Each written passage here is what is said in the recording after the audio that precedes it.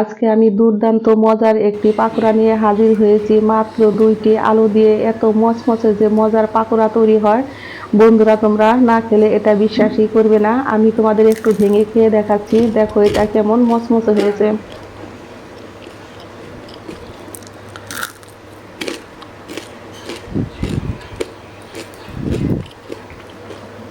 আর এই পাকোড়ার রেসিপিটা তোমার খুবই অল্প উপকরণে হয়ে যায়। মাত্র ঘরে থাকা 2টা আলু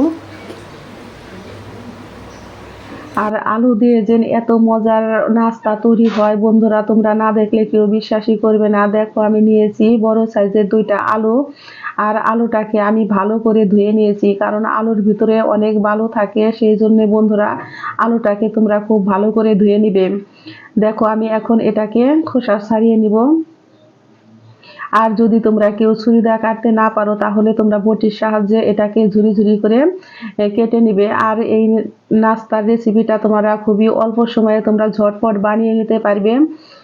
এটা চায়ের সাথে খেতে ভীষণই মজার, আর ভাত দিয়ে গরম গরম ভাতের সাথে খেতেও হয় ভীষণই মজার। অবশ্যই বন্ধুরা একবার হলেও এই রেসিপিটা ট্রাই করে দেখবে। আর আমার এই পাকোড়ার রেসিপি যদি তোমাদের ভালো লেগে থাকে, তাহলে বন্ধুরা অবশ্যই একটা লাইক করবে, কমেন্ট করবে, শেয়ার করবে, এবং যারা আমার নতুন বন্ধু আছো তারা আমাকে একটা সাবস্ক্রাইব করতে ভুলবে না।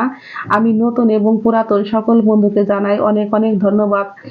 দেখো আমি এখন ছুরির সাহায্যে এটাকে ঝুরি ঝুরি করে আমি আলুটাকে কেটে নিচ্ছি। আর বন্ধুরা অবশ্যই তোমরা যখন আলু কাটবে, তখন হাতটাকে একটু খেয়াল করে কাটবে, কারণ যারা নতুন আছো তারা হয়তো আলু কাটতে গিয়ে হাতটাই কেটে ফেলবে। সেই জন্য তোমরা একটু সাবধানতা বজায় রেখে আলুটা ঝুরি ঝুরি করে কেটে নিবে।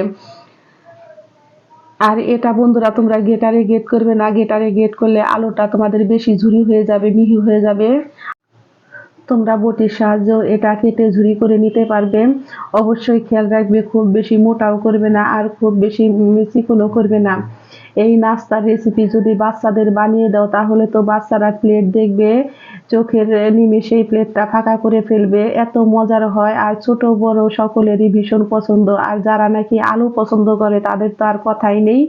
অবশ্যই বন্ধুরা তোমরা একবার হলো এই রেসিপিটা ট্রাই করে আমাকে কমেন্ট বক্সে জানাবে যে কার কেমন লেগেছে। দেখো আমি আলুগুলোকে একটা মিক্সিং বোলে তুলে নিয়েছি।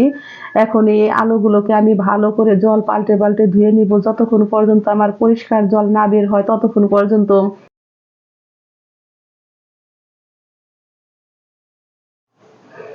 আমি এখন এর মধ্যে দিয়ে দিচ্ছি 1 চা চামচ পরিমাণে লবণ। আর লবণটা দিয়ে দেখো আমি আরেকটু ভালো করে মাখিয়ে নিব এটাকে।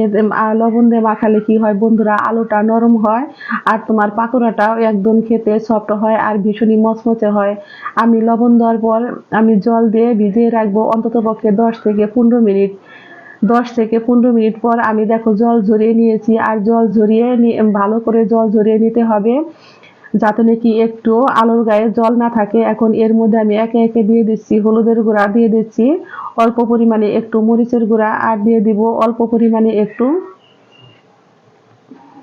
গোলমরিচের গুঁড়া। অবশ্যই বন্ধুরা তোমরা গোলমরিচের গুঁড়া যদি না দিতে চাও, তাহলে তোমরা একটু কাঁচামরিচও দিতে পারো। এখন আমি এর মধ্যে দেখো দিয়ে দিচ্ছি তোমার 2 চা চামচ কর্নফ্লাওয়ার। আর কর্নফ্লাওয়ারটা বন্ধুরা অবশ্যই দিবে, কর্নফ্লাওয়ারটা দিলে কি হয় তোমাদের ক্রিস্পি হয়। আর এর মধ্যে আমি দিয়ে দিচ্ছি দেখো 2 চা চামচ পরিমাণে বেসন। এখন আমি এটাকে ভালো করে মেখে নিব। আর বন্ধুরা এটাকে তোমরা হাত দিয়ে আস্তে আস্তে এইভাবে তোমরা মেখে নিবে।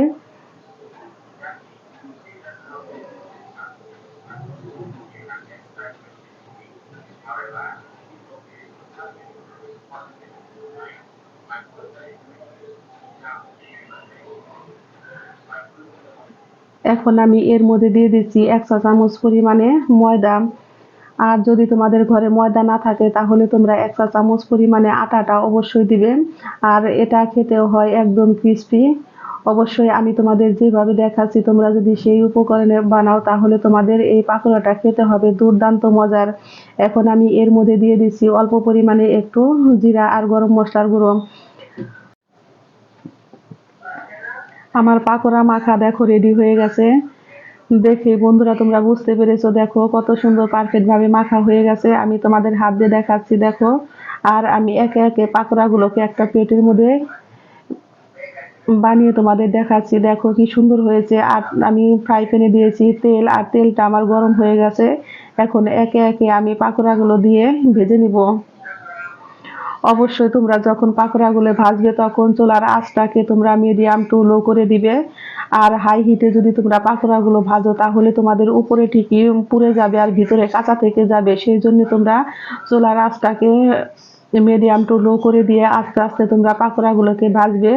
আর এটা পাকোড়া ভাজতে তোমার খুব বেশি সময় লাগে না, 4 থেকে 5 মিনিটের মধ্যে পাকোড়াগুলো তোমাদের ভাজা হয়ে যাবে। দেখতে পারছো কত সুন্দর কালার এসেছে। আমি এখন পাকোড়াগুলোকে উল্টে দিব। আর বন্ধুরা যখন পাকোড়াগুলোকে উল্টাবে তখন অবশ্যই তোমরা আস্তে আস্তে উল্টাবে, যাতে নাকি তোমাদের তেলটা ছিটে না আসে। দেখো আমার পাকোড়াগুলো কথা বলতে বলতে ভাজা হয়ে গেছে। আমি এপিঠ ওপিঠ ভালো করে উল্টে পাল্টে পাকোড়াগুলোকে ভেজে নিয়েছি। আর খুবই অল্প তেলে কিন্তু পাকোড়াগুলো ভাজা হয়ে যায়। তোমরা এটা অবশ্যই সন্ধ্যাবেলায় একবার হলেও বানিয়ে খেয়ে দেখো বন্ধুরা, ভীষণই মজার আর খেতে হয় দুর্দান্ত। আমার এই পাকোড়ার রেসিপি যদি তোমাদের ভালো লেগে থাকে তাহলে বন্ধুরা অবশ্যই অবশ্যই একটা লাইক করবে, কমেন্ট করবে আর একটা সাবস্ক্রাইব করতে ভুলবে না। আমি সকলকে জানাই অনেক অনেক ধন্যবাদ। আমি আবারও ফিরবো নতুন নতুন কোনো রেসিপি নিয়ে। সকলে ভালো থেকো, সুস্থ থেকো।